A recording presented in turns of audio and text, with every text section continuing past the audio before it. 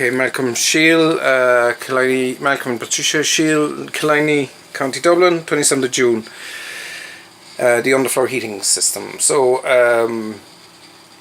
start off, we got the underfloor heating running today by switching on all the stats and putting this timer on temporarily by pressing the 1 hour. I think we get it to run, but it'll only run for 1 hour, so there's a problem with this timer. Normally when we click the advanced button on these timers, it will go from off to on, but that just seems to be faulty and not working.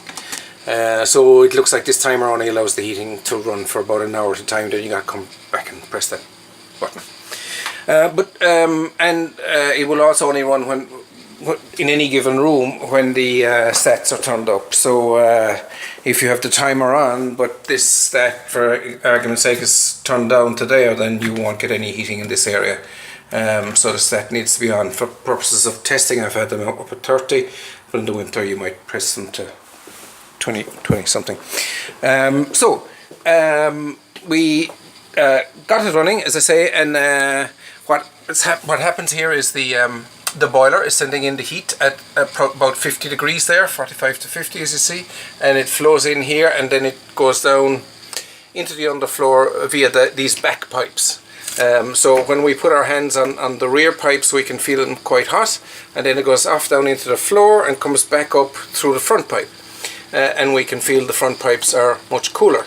And then generally we get flow indication via these flow meters, but most of these flow meters are faulty, so they're sticking on. I'm just going to turn off the underfloor for a second there now. I've just turned off the flow, but these flow meters are sticking on. They all need to be replaced. If I now, yeah, there it goes down. It should go down itself, and when I turn on the flow, it will come on again, but there we go. But it will not switch off, so you never know with those flow meters whether you've got a zone on or not.